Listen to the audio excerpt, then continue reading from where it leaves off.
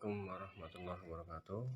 Perkenalkan, nama saya karyawan SPDI dari SMA Negeri 1 Suranenggala, CGP Angkatan 8 Kabupaten Cirebon, BPGP Provinsi Jawa Barat. Kali ini saya akan mempresentasikan video aksi nyata dari modul 1.4 tentang budaya positif. Berikut adalah video tentang diseminasi saya tentang budaya positif di modul 1. Mari coba kita bermain tebak gambar atau bermain harap bersabar, berpikir positif, kembangkan imajinasi positif, jangan kesal, mohon maaf kalau ada konten yang kurang sopan. Kita coba nomor 1, kira-kira gambar apa ini Bapak dan Ibu? Kuda, yakin kuda. Gambar apa ini? Ikan. Kita coba, kita buka gambar ini sesuai gambar apa ya? Wah, gambar entok ini. Gambar entok Bapak dan Ibu ya. Makanya jangan kesel Bu Bibit ya. Oke. Yang selanjutnya, ini kira-kira gambar apa ini? Ayo Pak Farul, coba kembangkan imajinasinya. Kalau ini gambar apa ya? Harimau. Bebek, kita lihat. Nah, gambar burung ternyata ya. Bapak dan Ibu. Betul, burung bikin kesel ya. Pasti bikin kesel ini. Ini gambar apa nih kira-kira Bu Haji? Perut. Burung hantu. Kucing.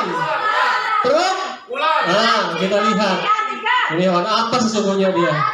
Buaya dia sebenarnya. Buaya ya. Oke, selanjutnya gambar berikutnya. Kira-kira ini sayap apa ini? Kupu-kupu. Sekilas saya kupu-kupu ya. Gajah. Tepat sekali ini untuk gajah.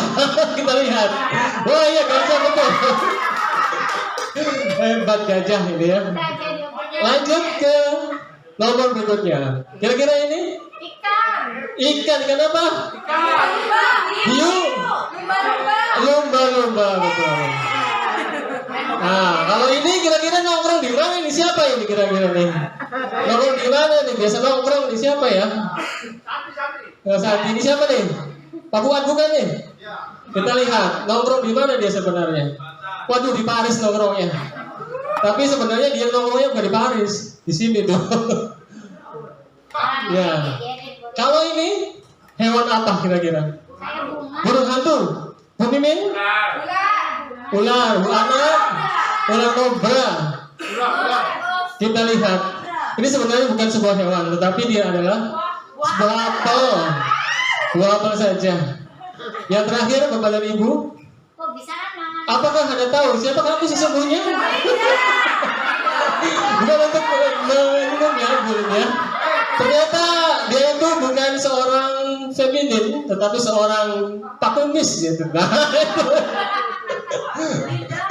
Ya mungkin itu ya untuk hiburan saja. Langsung kita ke materi, tetapi tetap ke warming up dulu ya. Mohon maaf ini, terima kasih atas bantuannya ya. Oke, materi kita kali ini adalah tentang budaya positif yang sudah dipaparkan tadi dari irisan dari IKM atau kurikulum merdeka ya bukan ini ya. Jadi kita berdalam di budaya positifnya. Kebetulan di modul 1.1 di akhir modul 1 yang saya di angkatan 8, juniornya Bu Aning kebetulan kemarin di angkatan 7 gagal di gelombang 2 ya. Lanjut. Nah, materi yang ada di modul 1.4 adalah tentang budaya positif, yang diantaranya adalah 1, disiplin positif dan nilai-nilai kebijakan universal. Kemudian yang kedua adalah teori motivasi hukum dan penghargaan atau restitusi. Kemudian keyakinan kelas. Keempat, kebutuhan dasar manusia dan dunia berkualitas. Kelima, 5 posisi kontrol. Keenam, segitiga restitusi. Sebenarnya sudah dibahas di angkatan 7, tetapi saya lebih lengkapi lagi di sini. Kita langsung ke bagian pertama yaitu warming up. Kita coba di sini. Coba Anda bayangkan bahwa Anda menyimpan sesuatu yang sangat berharga di tangan ya. Kepala Anda. Anda perlu menjaga benda tersebut sekuat tenaga Anda karena begitu pentingnya untuk kehidupan Anda. Tugas B, tugas rekan Anda tugas rekan Bapak dan Ibu adalah mencoba dengan segala cara untuk membuka kepalan tangan tersebut. Kemudian boleh membujuk, menghardik, mengintimidasi, memarahi, menggoda, menggelitik, bahkan menawari ada uang agar Anda bersedia membuka kepalan tangan. Kira-kira bisa tidak? Seperti itu. Nah, kira-kira itu jawabannya apa? Apakah mau membuka, A ini akan mau membuka kepalan tangan? Mengapa? Apa alasannya? Atau B membuka kepalan tangan Anda? Apakah ada? Atau B menutup kepalan tangan Anda? Mengapa? Dengan kegiatan ini sesungguhnya siapa yang membangun kendali atau kontrol? Kira-kira seperti apa? Mau dipraktekkan? Boleh, coba Bu Anggun sama Bu Linda kepalkan tangannya, kira-kira bisa dibuka. Mau dibuka tidak salah satunya? Mau mempertahankannya? Nah, siapa tuh?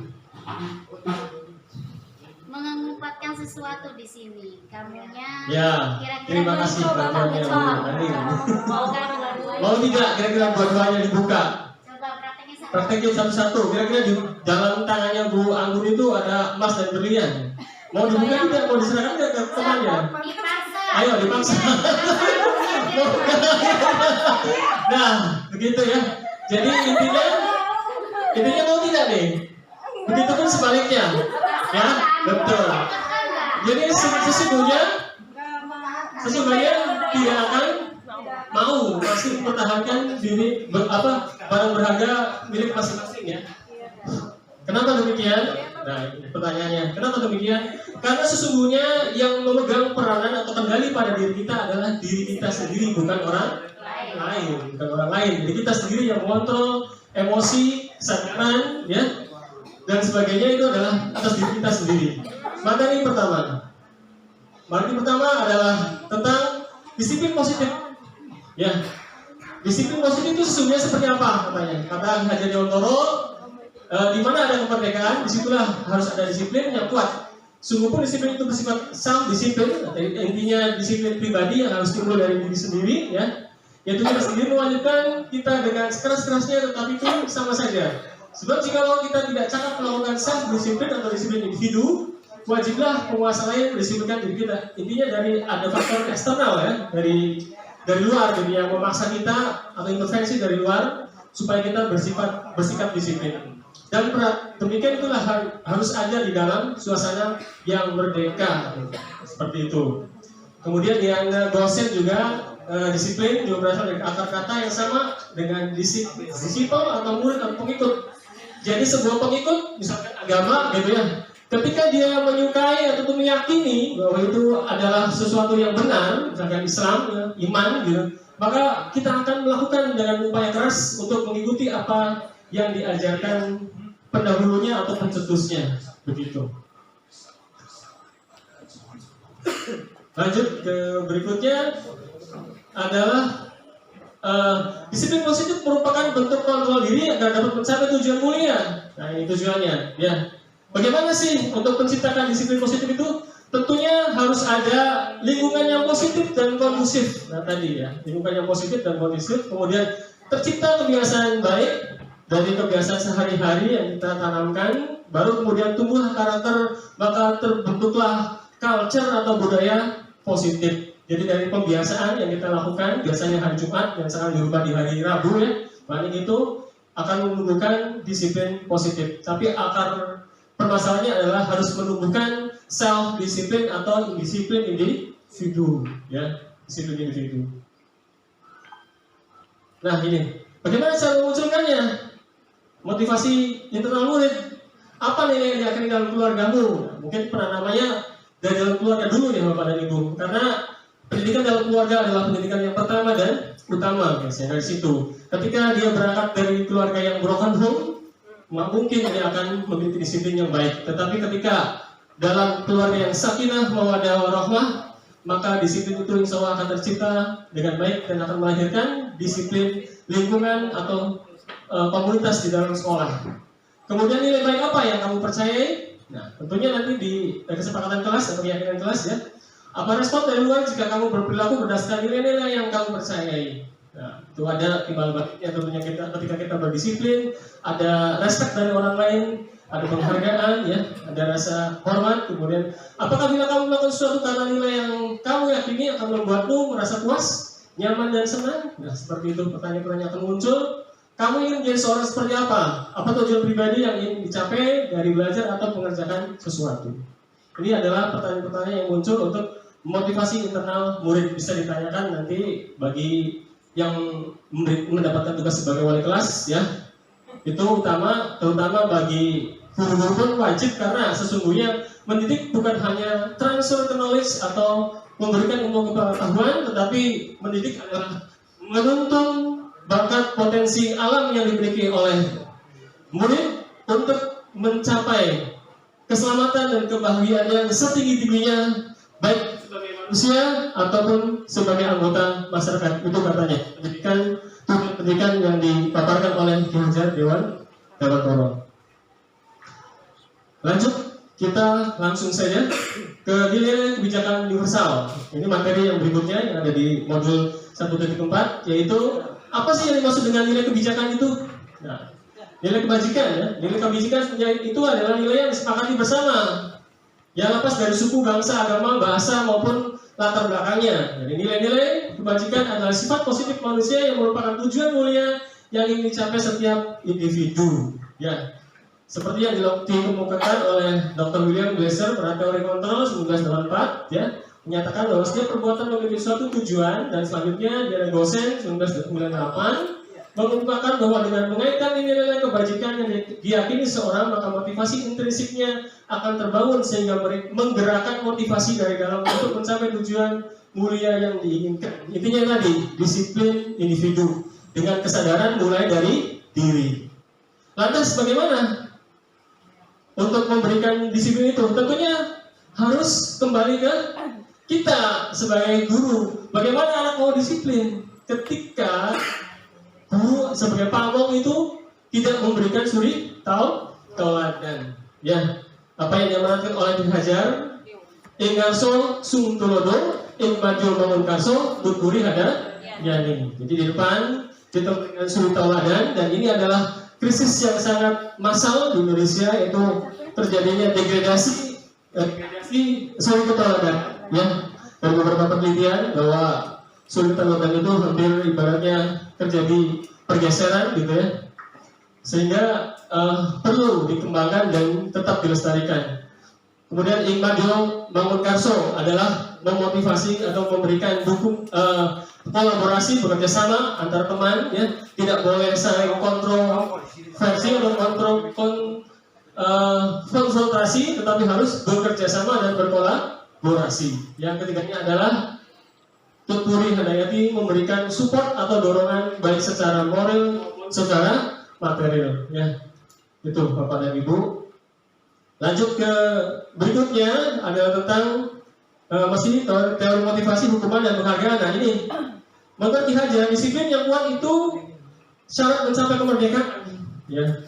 Sama begitu, ya. Kemudian menurut Dian dosen, disiplin diri dapat membuat seorang menggali potensinya menuju kepada suatu tujuan, sesuatu yang dihargai dan bermakna.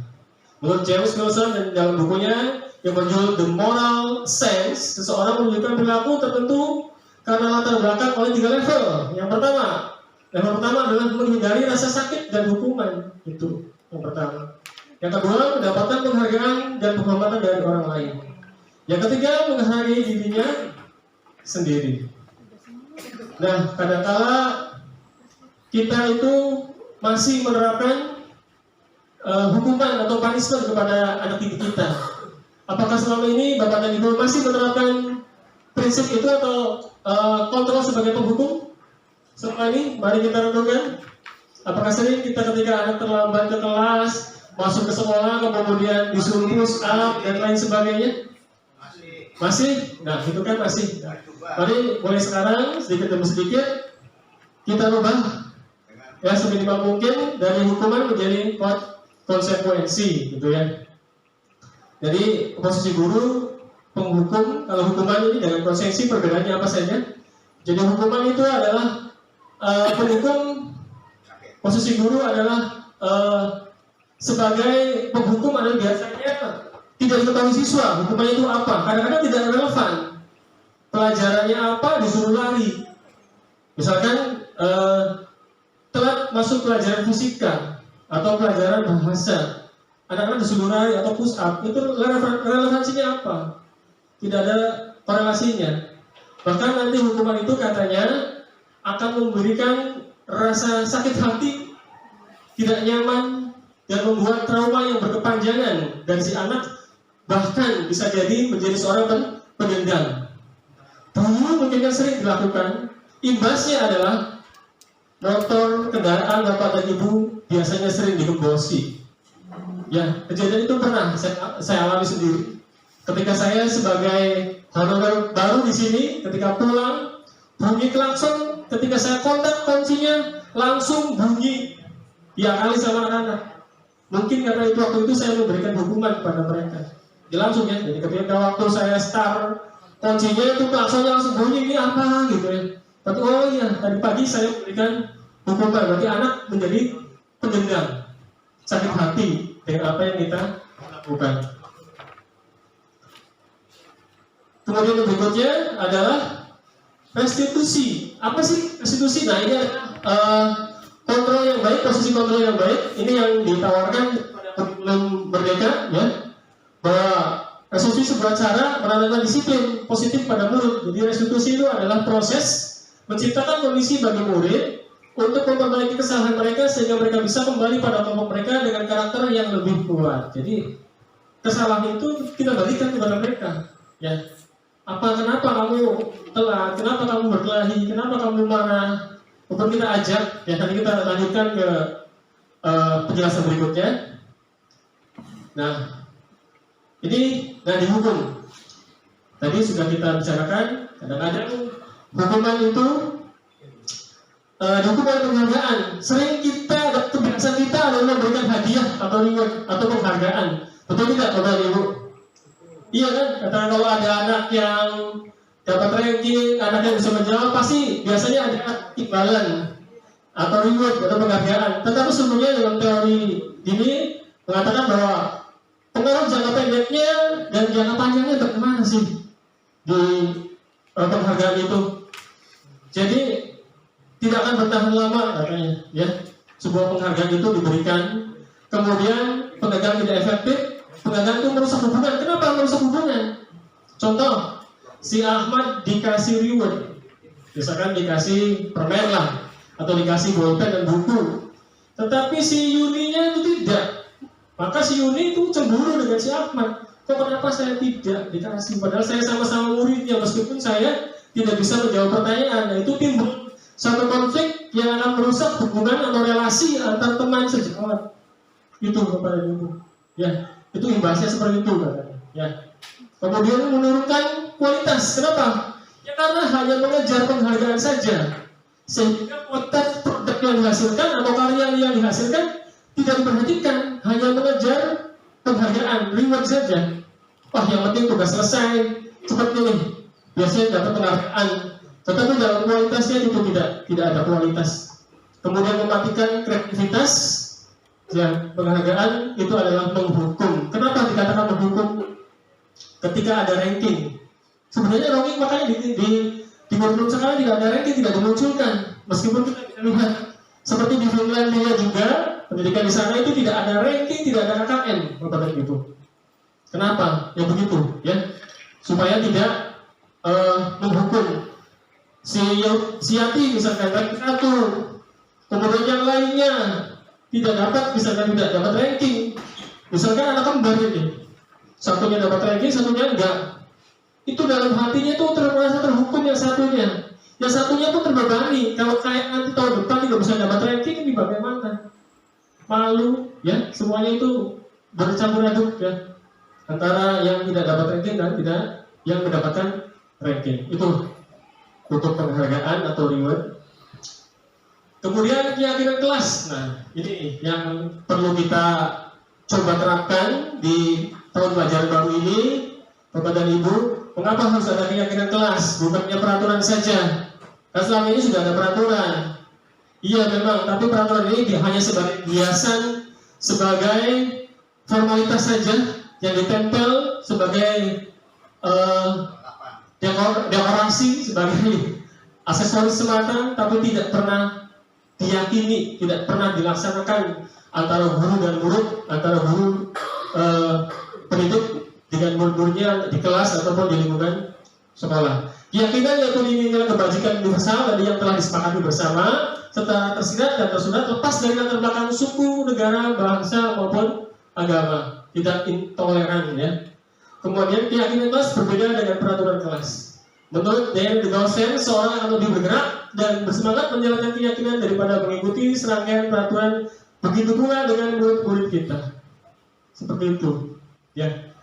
Jadi mereka itu dengan kesadaran sendiri, tidak seperti peraturan. Peraturan seakan mengintimidasi, mengharuskan kamu kalau telat dihukum, kamu kalau misalnya melanggar peraturan ini, nah semuanya serba ketakutan ya. Jadi di kurikulum mereka ini kita diberikan keleluasaan menggali potensi anak, kesadaran anak untuk bergerak sendiri dengan kesadarannya, meyakini kesepakatan kelas atau keyakinan kelas yang telah dibuat bersama. Lantas bagaimana membuat sebuah keyakinan kelas itu? Keyakinan kelas bersifat lebih abstrak daripada peraturan yang lebih rinci dan konkret. Keyakinan kelas berupa pertanyaan-pertanyaan universal. Pernyataan keyakinan kelas nantinya dibuat dalam bentuk positif, jadi nggak boleh dalam kalimat negatif gitu. Jangan, misalkan, jangan mengeluarkan baju. Jadi dibalik kalimatnya harus positif. Ya, seharusnya kamu memasukkan baju ke dalam celana. Ya, begitu. Jadi tidak ada kalimat negatif, harus selalu berbentuk positif. Keyakinan kelas sebenarnya tidak terlalu banyak sehingga mudah diingat dan dipahami oleh semua warga kelas. Keyakinan kelas sebagai sesuatu yang dapat diterapkan di lingkungan tersebut. Jadi situasional, mengadopsi budaya lokal ataupun kearifan lokal. Jangan memaksakan sesuatu yang menurut kita ideal tapi tidak ada di lingkungan sekitar. Semua warga kelas hendaknya ikut berkontribusi dalam pembuatan keyakinan kelas lewat bagian curhat pendapat. Nah, jadi semuanya harus mempunyai peran dan memberikan opini ataupun statementnya. Ya, kita semua akomodir. Nanti ketika ada persamaan cukup salah satunya saja yang dituliskan. Hampir mirip gitu ya. Item-itemnya maka cukup mewakili saja. Seperti itu. Bersedia meninjau kembali keyakinan kelas dari waktu ke waktu. Otomatis keyakinan kelas ini harus dinamis, tidak boleh statis, stagnan di situ saja. Harus mengikuti perkembangan zaman, situasi, dan kondisi tentunya. Lanjut ke berikutnya adalah perbedaan di peraturan kelas dan keyakinan kelas. Kalau peraturan kelas yang selama ini kita buat, ya, adalah suatu kelas bisa memiliki lebih dari satu peraturan yang berkaitan dengan kebersihan, misalkan. Peraturan kelas juga bisa bertambah seiring waktu. Tapi keyakinan kelas itu adalah bersifat lebih abstrak dan universal dibanding peraturan. Segala sesuatu yang berkaitan dengan kenyamanan tergantung dalam satu keyakinan.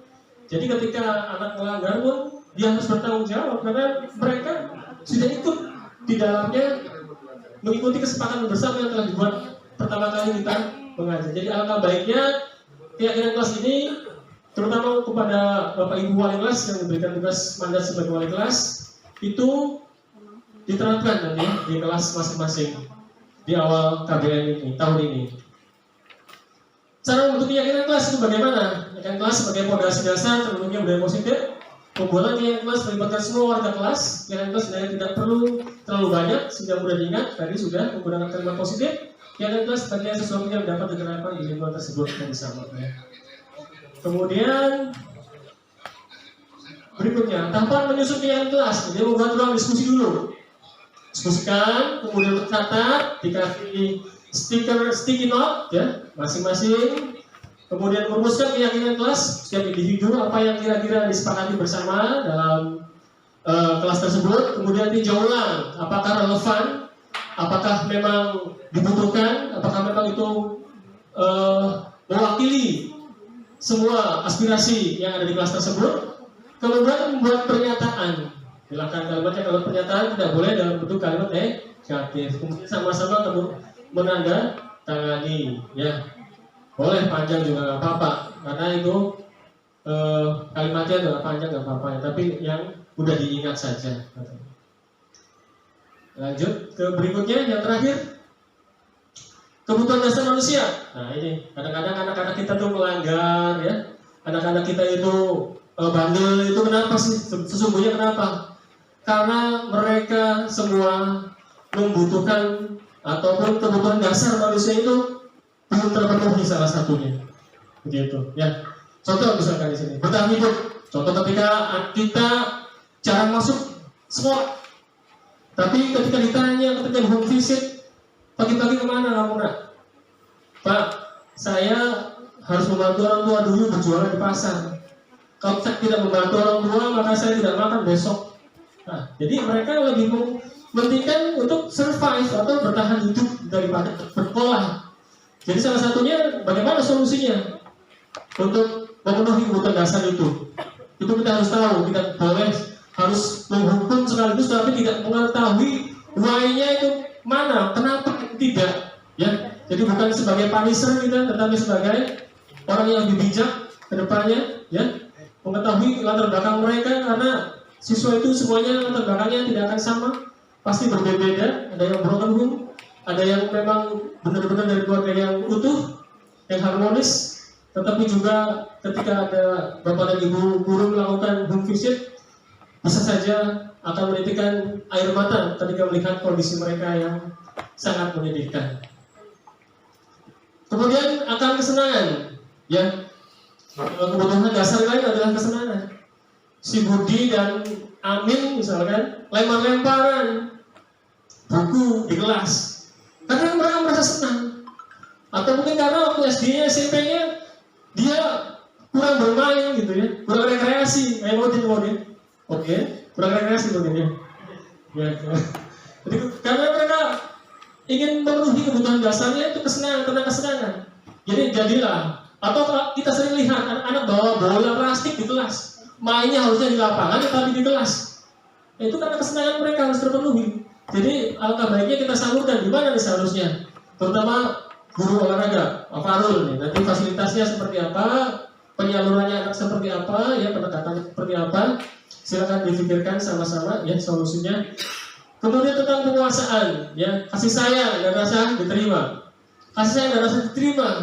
Ketika Bu Lina masuk, ada anak-anak acuh tak acuh, ya males-malesan. Padahal di rumahnya mungkin orang tuanya tidak harmonis. Ibunya pergi ke jadi TKW, bapaknya nikah lagi, ya kan seperti itu kan ada, ya. Jadi budak kepaksa misalnya Bu Lina ya. Bapaknya jadi budak kepaksa. Iya.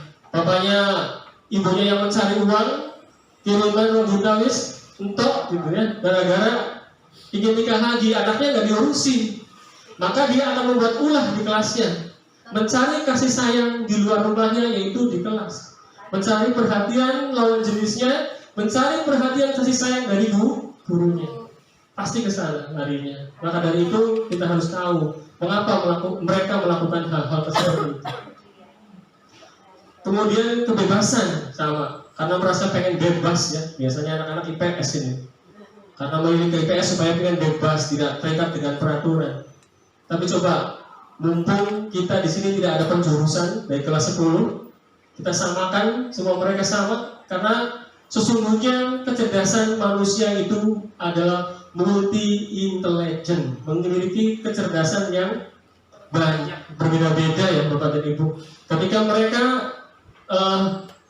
mampu ataupun pintar di matematik, ya, yang lainnya belum tentu.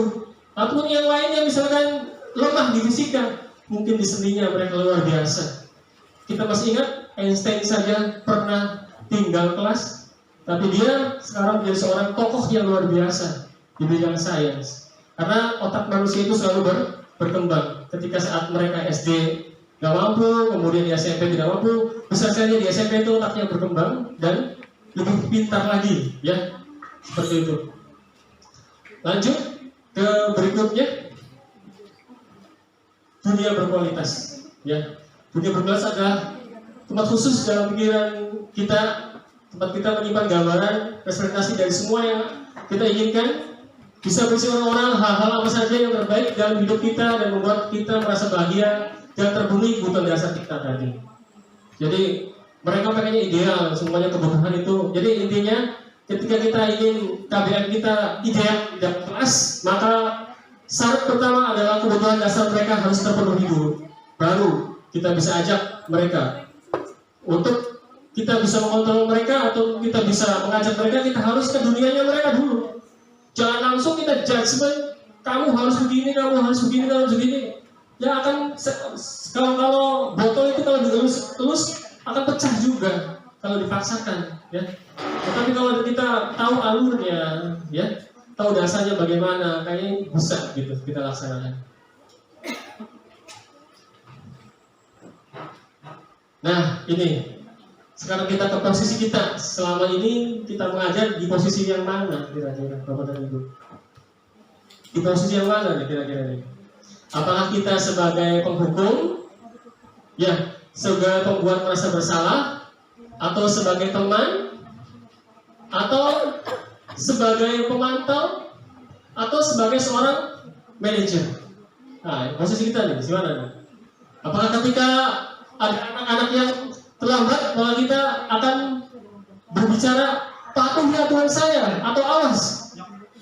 Kalau tidak itu dipatuhi, itu biasanya kalimat-kalimat itu akan keluar ketika dia seorang penghukum. Seorang penghukum bisa menggunakan hukuman fisik maupun verbal. Ini jangan sampai ya kepada ibu, karena efeknya itu bisa kita merasa sakit secara fisik ataupun psikis, dan itu efeknya berkepanjangan.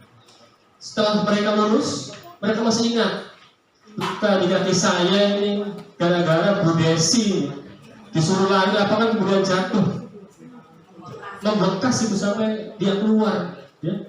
Ketika dia punya jabatan, Bu Desi mau naik jadi kepala desa, dia jadi camat, ini orang yang dulu menyakiti saya. Mereka ada itu tidak akan hilang begitu saja kepada ibu, ya. Jadi mudah-mudahan kita ke depan tidak di posisi ini, ya. Kemudian membuat rasa bersalah, ya. Pada posisi ini biasanya guru akan bersuara lebih lembut, ya. Membuat rasa bersalah akan menggunakan keheningan yang membuat orang lain merasa tidak nyaman, bersalah atau rendah diri. Kata-kata yang keluar biasanya lebih lembut. Ibu sangat kecewa sekali kepada kamu. Berapa kali Bapak harus memberitahu kamu, ya. Gimana coba kalau orang tua kamu tahu kamu buat begini? Itu mungkin lebih baik daripada posisi penghukum.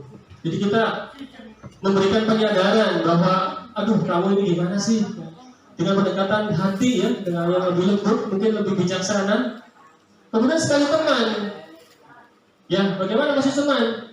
Posisi teman ini tidak akan menyakiti murid, namun akan tetap berupaya mengontrol murid melalui persuasi, ya. Posisi teman pada guru bisa negatif ataupun positif.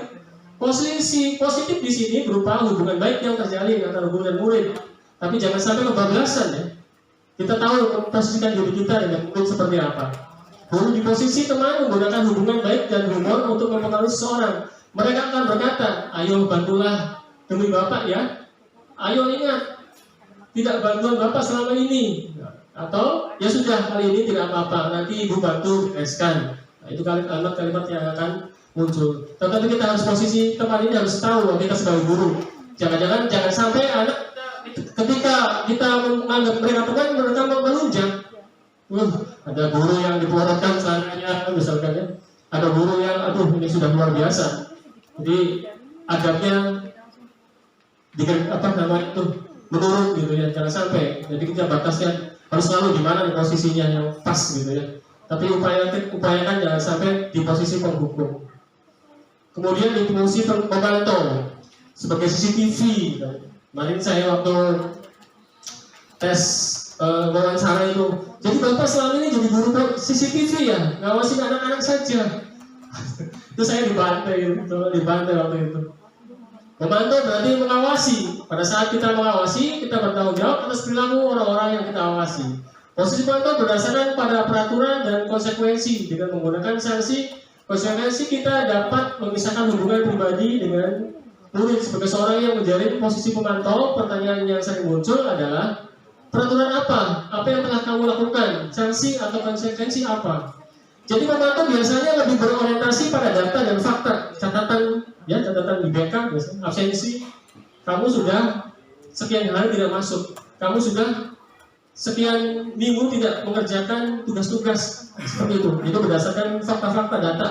Biasanya berkolaborasi dengan Bu BK, itu di situ, dan itu biasanya Bu BK yang sering melakukan pemantauan tentang data-data yang masuk dari berbagai wali kelas yang masuk ya situ. Nah, ini posisi yang ideal. Biasanya yang diinginkan adalah posisi seorang manajer. Jadi kita sebagai seorang yang bisa memanage dan mengelola itu bagaimana? Posisi terakhir manajer adalah posisi di mana guru berbuat sesuatu bersama dengan murid, mempersilahkan murid mempertanggungjawabkan perilakunya, mendukung murid agar dapat menemukan solusi atas permasalahan sendiri. Seorang manajer telah memiliki keterampilan di posisi teman maupun pemantau, jadi semuanya ya. Jadi murid diajak menganalisis kebutuhan dirinya maupun kebutuhan orang lain. Ya, di sini penekanan bukan pada kemampuan membuat konsekuensi, namun dapat berkolaborasi dengan murid bagaimana memperbaiki kesalahan yang ada. Seorang manajer biasanya berkata, apa yang kita yakini, kembali ke keyakinan kelas tadi yang sudah kita sepakati bersama di awal kita masuk mengajar sebagai wali kelas ataupun sebagai guru ya. Apakah kamu meyakininya? Kesepakatan yang sudah atau keyakinan yang sudah kita buat sama-sama? Begitu. Jika kamu meyakininya, apakah dia memperbaikinya? Jadi ada langkah nanti ya. Jadi nanti kita kenal dengan 3 langkah restitusi untuk posisi manajer ini. Nah di sini 3 langkah restitusi ini biasanya dilakukan oleh seorang manajer. Jadi yang pertama adalah menstabilkan identitas. Jadi menstabilkan identitas itu setiap orang pasti pernah melakukan kesalahan. Misalkan ada anak yang datang terlambat, kemudian kita ngomong, oh ya sudahlah, kamu kenapa datang terlambat? Aduh tadi malam saya begadang Pak, misalkan. Ya, sudahlah. Orang juga pasti pernah melakukan kesalahan, gitu seperti itu. Kemudian validasi tindakan yang salah. Kemudian dia ngomong, si guru ngomong, apakah tidak ada cara lain yang lebih baik dan lebih elegan supaya kamu tidak datang terlambat dan tidak begadang malamnya? Kasihkan. Memvalidasi tindakan yang salah. Kemudian menanyakan keyakinan kembali apa yang sudah disepakati bersama di awal tadi. Awal kita masuk sebagai keyakinan kelas itu balikin kan kamu sudah berjanji katanya tidak mau telat, pengen jadi sukses, apalagi tanyakan apa sih kamu misalkan, oh Pak saya pengen jadi tentara. Kalau mau jadi tentara kamu harus rajin. Bagaimana Bapak dan Ibu bisa membina kamu, membimbing kamu kalau kamu begini, nilainya bagaimana, seterusnya. Cari solusinya sama-sama antara guru dan murid. Kembalikan ke kesepakatan atau keyakinan bersama awal gitu ya. Seperti itu Bapak dan Ibu. Masih ngantuk? Semangat? Oke siap. Jadi ada kasus nih Bapak dan Ibu ya. Langsung saja ke analisisnya biar cepat ya. Jadi kasusnya ini sekali sini ada sebuah kasus. Deskripsi kasusnya ada guru yang sakit bernama Bu Santi digantikan oleh Bu Eni. Akan tetapi ada 2 siswi yang berlaku tidak hormat, Vivi dan Natali, kepada guru pengganti tersebut. Nah, jadi masalah. Bu Eni menggantikan Bu Santi yang sakit. 2 siswi berlaku tidak hormat kepadanya. Ngomong aja itu ketika ada guru pengganti, guru infal gitu ya. Si Vivi dan si Natali ini ngobrol sendiri lah. Kita menghormati guru pengganti karena dia hanya sebagai guru pengganti, bukan guru sehari, guru paper yang dia ajar. Kebetulan Bu Santinya lagi sakit gitu ya. Kemudian kira-kira analisis masalahnya adalah Bu Eni belum melakukan keyakinan kelas. Vivi dan Natali melanggar keyakinan kelas. Mereka belum familiar dengan Bu Eni. Mereka mencari perhatian guru baru. Tadi balik lagi ke kebutuhan dasar manusia. Kedua orang ini nih butuh perhatian dari guru. Mencari caper lah dari perhatian. Ya. Kemudian alternatif solusinya bagaimana kira-kira? Alternatif solusinya Bu Eni membuat keyakinan kelas terlebih dahulu dengan kelas yang akan diajar. Bu Santi memberitahu kepada Bu Eni untuk membuat keyakinan kelas melalui SMS, chat, email dan lain sebagainya, atau langsung begitu ya kalau bisa. Vivi dan Natali tidak melanggar keyakinan kelas meskipun ada guru pengganti. Jadi ada kesadaran ya dari si Natali. Solusi terbaiknya adalah Vivi dan Natali memperbaiki kesalahannya dengan membuat keyakinan kelas bersama-sama temannya tentang sikap saling menghormati. Bu Eni membuat keyakinan kelas, Bu Eni atau Bu Santi saling berkoordinasi, berkolaborasi. Kalau ada guru yang sakit, Bu Eni boleh menjadi guru invaler di kelas Vivi dan Natali. Jadi tentunya kalau bisa dikoordinasikan ketika ada guru yang sakit, menginfal ini gimana sih Bu karakter kelas itu. Jadi mencari pengalaman dari guru sebelumnya supaya tidak terjadi hal-hal yang seperti ini dalam kasus ini. Masih banyak kasus sebenarnya Bapak dan Ibu, ya. Tapi kelihatan Bapak dan Ibu sudah mulai mengantuk, ya. Oleh karena itu, oke, kita apa nih? Nah, oke, kita tutup saja. Salam Jumasar, terima kasih, matur suwun dan terima kasih. Assalamualaikum warahmatullahi wabarakatuh.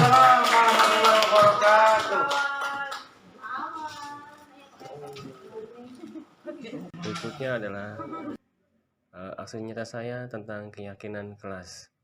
Berikut ini adalah video tentang keyakinan kelas bersama anak-anak calon murid baru di saat kelas. Selamat siang menjelang selamat pagi, sudah siap? Masih semangat? Masih. Siap.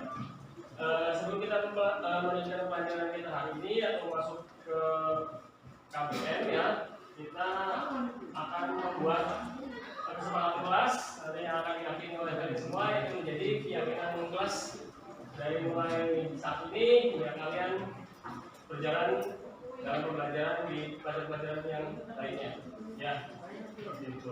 Dan nanti Bapak akan memberikan beberapa sticky note ke kalian. Kalian silahkan tuangkan pendapat kalian supaya kelas ini tertib, aman, dan nyaman kalian belajar di kelas ini. Bagaimana kalian memberikan saran supaya kelas ini berjalan dengan baik dan lancar, gitu ya. Nanti silahkan kalian menyampaikan di sini ya. Contohnya misalkan tidak boleh membawa makanan di kelas, tidak boleh makan di kelas, misalnya tidak boleh mencoret-coret tembok. Dan ketika ada orang yang bertanya, yang lainnya mendengarkan. Tidak boleh ribut di saat ada guru sedang menerangkan, misalnya. Atau apa lagi, silahkan bebas ya. Kira-kira seperti peraturan yang tertib yang biasa kalian buat ya di kelas sebelumnya di SMP ya. Tapi sekarang Anda sudah akan mau menjadi seorang siswa SMA. Oleh karena itu, silahkan kalian punya ide. Jadi sehingga nanti ketika kalian melanggar, itu adalah aturan kalian sendiri yang dilanggar, bukan peraturan sekolah ataupun peraturan guru ya. Jadi ini kan ide kalian semua nih, gagasan kalian semua, bagaimana supaya kelas kita itu berjalan dengan baik dan tertib. Paham semuanya? Siap? Oke. Bawa dolmen semuanya? Oke. Nanti silakan ditulis idenya, kira-kira di kelas itu harus seperti apa. Ketika berdiskusi, ketika berinteraksi dengan teman-teman, tidak boleh ada sampah, misalnya ya.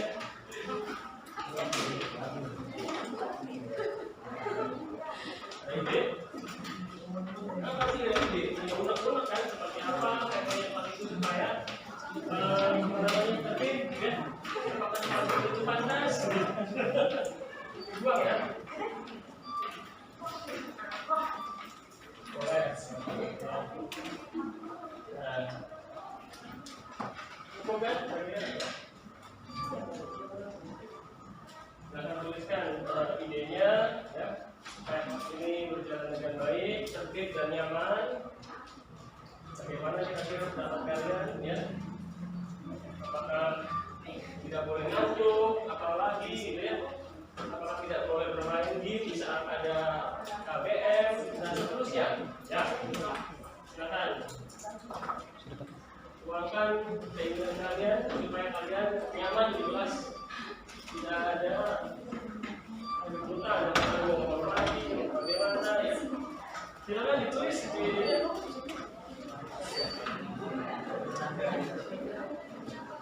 ayo.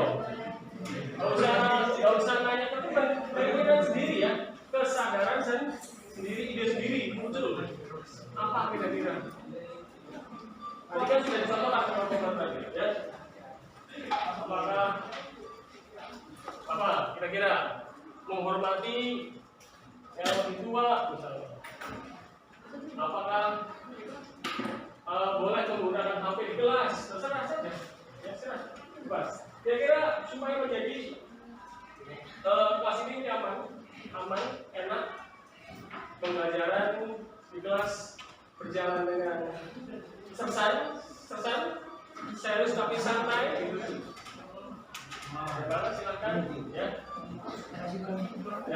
Kira-kira kalian nyaman seperti apa?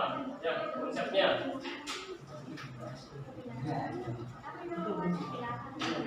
Ya, mana? Sudah? Ada yang sudah? Kalau sudah, silakan maju ke depan dan ditempel di kertas yang sudah disediakan.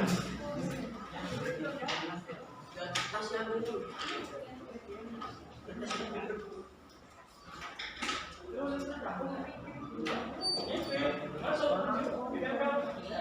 Kode 2, silakan. Ya. Sudah dapat? Sudah selesai? Oh belum? Sudah? Oh belum? Bapaknya yang ada. Ya silakan. Perlu kertas lain? Silakan. Rawa itu. Tempel.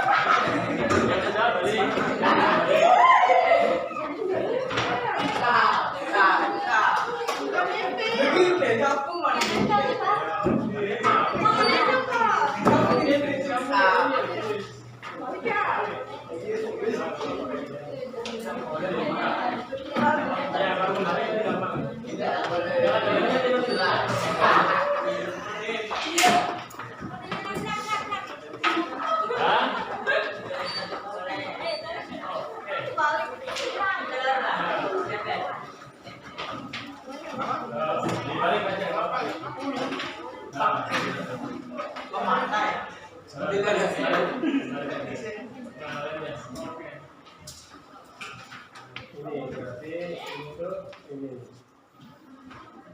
Oke, thank you ya. Terima kasih. Nah, ini adalah kesempatan kalian untuk menjadikan kelas ini kondusif, nyaman ya. Akan coba bacakan hasil dari ide-ide kalian, gagasan kalian. Ketika nanti ada yang sama nanti disampaikan saja ya. Oke, saya bacakan. Ini tidak boleh membantah dulu, membantah, lempar. Menurut ya, membantah dulu. Di apa nih? Oke, siap. Tidak boleh ribut saat belajar. Tidak boleh ribut saat belajar. Tidak boleh ribut di kelas. Nah, intinya sama nih ya. Tidak boleh ribut di kelas. Yang satu, tidak boleh ribut di kelas. Nah, kesepakatan kalian ya, 2 orang. Kemudian tidak boleh berisik saat kelas dimulai. Intinya sama ya. Berisik sama ribut sama ya. Oke. Jadi ini cukup satu saja. Kemudian menjaga kebersihan sekolah, mendengarkan ketika guru sedang menerangkan, berbicara dengan sopan. Wih, lengkap banget ini. Siapa ya? Menjaga kebersihan. Nomor 2. Menjaga kebersihan. Yang ini besar. Ingat ya. Tidak boleh ribut di kelas. Di kalimat ini, untuk kalimat ini Bapak ganti ya, karena keyakinan kelas itu harus berkalimat positif ya. Jadi kita ganti, karena tidak boleh ribut di kelas. Kira-kira ini menjaga, tidak boleh berisik, tidak boleh ribut. Nah, berarti menjaga ketenangan di kelas, setuju ya? Menjaga ketenangan di kelas.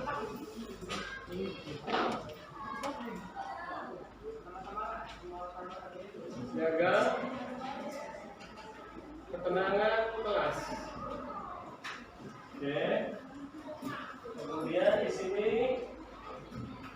mendengarkan ketika guru sedang menerangkan, berbicara dengan sopan. Mendengarkan dan dirumuskan kalau kurang itu nggak baik.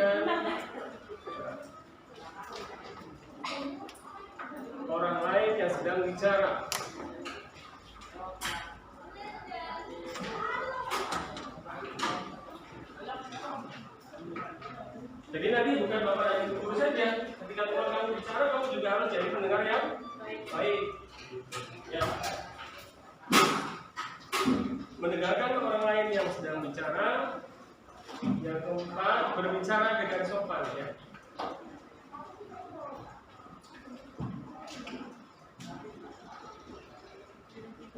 Kami siswa di sini sebenarnya ini tidak kalian saja, tapi kami guru dari kalian juga, ya. Yang berikutnya, tidak boleh membuang sampah di kolong meja. Sudah include ya? Ini ya, setuju? Oke, ini sudah masuk ke menjaga kebersihan kelas. Kelas ya. Dan lingkungan sekolah pun menjaga kebersihan. Tidak boleh bermain saat guru mengajar. Nah, tidak boleh bermain. Masuk ke menjaga ketenangan dalam kelas. Hargai guru. Apa nih? Hargailah guru. Buat kalian ketika sedang berbicara, berpresentasi di depan kelas. Ini ya, masuk ya.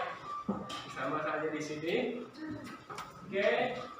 Tidak diperbolehkan makan minum ketika jam pelajaran dimulai. Ayo, apa nih?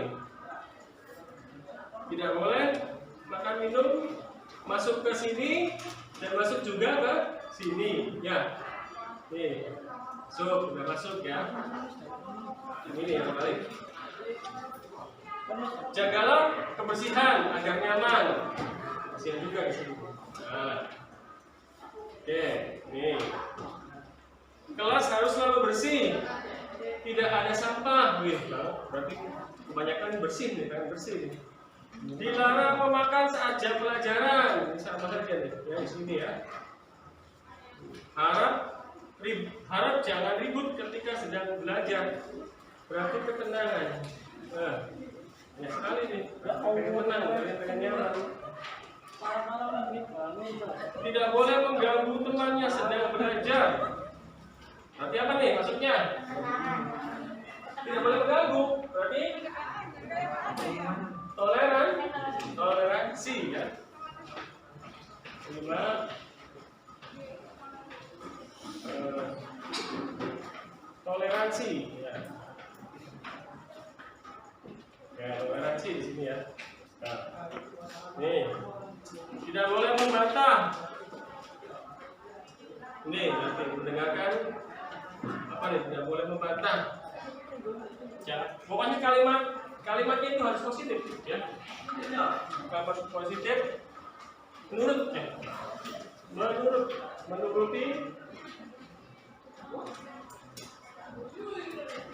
Menurutnya apa nih? Tidak boleh membantah. Ya kalau salah ya boleh saja. Betul? Iya. Kalau misalkan ada yang salah ya boleh. Intinya berarti mentaati kesepakatan yang sudah dibuat. Ini kan kesepakatan kalian ya kan? Oke. Menyepakati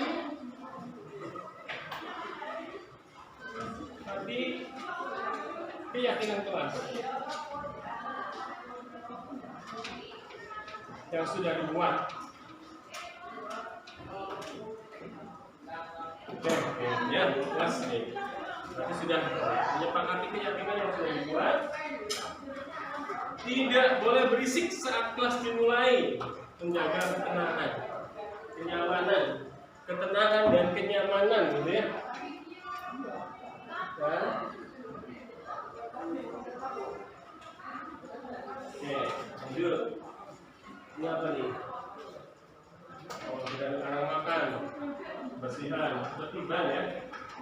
Kebersihan, ketenangan dan kenyamanan, kebersihan dan ketertiban.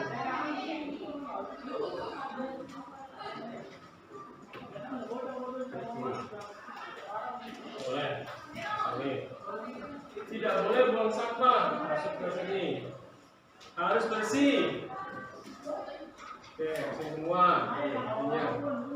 Dilarang berisik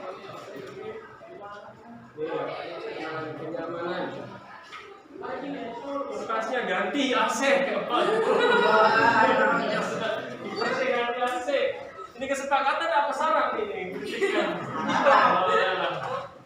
Ya, berarti ininya di sini. Kenyamanan di sini ya, menjaga kenyamanan. Nanti kalau bayarannya 1 bulannya 1 juta diganti AC. Ya. Tidak boleh main HP kalau jam pelajaran, intinya di sini ya, menjaga ketenangan dan kenyamanan. Tidak boleh buang sampah di kelas, kebersihan di sini. Jangan buang sampah sembarangan. Wih, di sini banyak banget nih. Jangan bicara ketika guru menerangkan, mendengarkan orang lain yang sedang bicara. Jangan buang sampah sini ya. Ya, tidak boleh bercoret-coret. Masuk kemana? Kebersihan dan keindahan ya. Boleh jadi keindahan ditambah keindahan.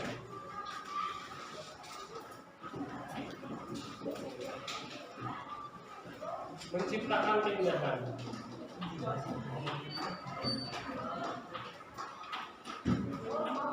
Ada yang namanya indah di sini? Ada yang namanya indah? Tidak ada. Indah bersih dulu sudah indah. Ini sama nih ya. Tidak boleh bicara ketika guru sedang menerangkan ketertiban, jaga ya di sini toleransi ya. Tidak boleh main HP saat guru menerangkan. Ya, ini. Tidak boleh makan saat pelajaran. Di sini, timba kebersihan di sini ya. Tidak boleh membuang sampah, masuk ke kebersihan. Tidak boleh sampah di kelas ini banyak nih. Tidak boleh membuang sampah. Tidak boleh main HP saat jam pelajaran. Hampir semuanya di sini. Tidak boleh tidur di pelajaran. Tidak boleh tidur di jam pelajaran. Gimana ya? Berarti, ayo tidur gimana? Masuk ke apa? Tidak boleh tidur. Semangat dalam belajar. Semangat dan serius dalam belajar ya. Oke, ya. Ini rajin ya. Di kelas gerak, Di kelas gerak. Apaan nih? Kalau di kelas gerak berarti kamu dia harus ngapain? Ya buat kenyamanan lah, intinya dia nyaman gitu. Ya, udah. Oke. Jadi hampir semuanya setuju ya untuk menjaga kebersihan, ketertiban, ketenangan dan kenyamanan. Jadi ada 8 poin yang kalian sepakati. Setuju semua? Setuju? Ya, karena itu adalah hasil dari kalian yang membuat. Ini bukan peraturan. Kalau peraturan hanya sekedar panjangan saja, tapi nanti kalian akan indisipliner, artinya akan melanggar aturan. Jadi ini akan membuat keyakinan bahwa apa yang kalian buat itu memang itu adalah hasil pemikiran kita dan kalian bertanggung jawab. Oke, karena kalian setuju, silahkan ditandatangani satu persatu dari baris ini dulu di kertas putih sisa yang kosong. Kesepakatan yang sudah kalian buat, kalian bisa tanda tangan di situ sebagai MOU bahwa kalian setuju peraturan keyakinan itu akan kita tegakkan sama-sama. Ya, lanjut.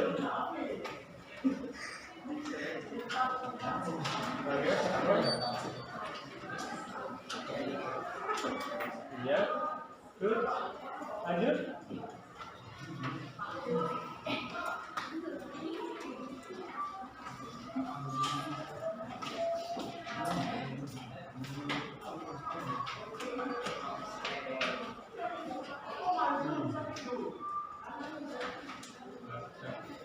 Ya, oke, thank you. Lanjut.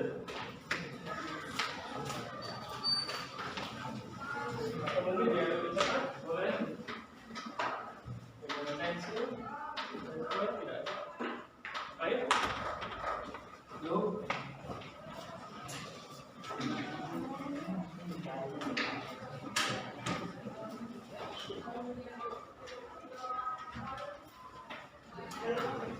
sebelah. Ini. Atau boleh dengan bolpen, yang punya bolpen silakan dari sini juga. Ya, ini naik. Ada boleh juga nggak apa-apa. Ya. Ayo lanjut. Lanjut. Pen juga nggak apa-apa. Ya. Ayo, ngomong pen.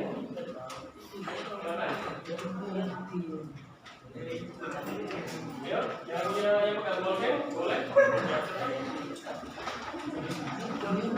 Ya, apa-apa. Set. Nah, pegang iya, bentar.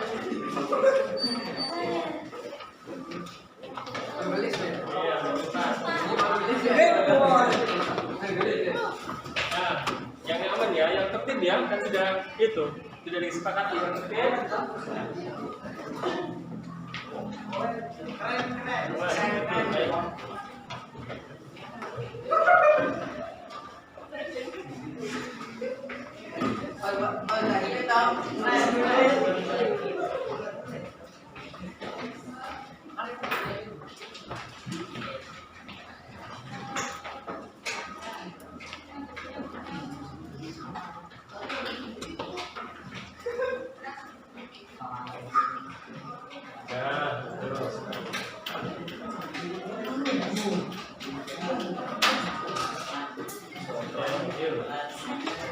Nah, gitu ya.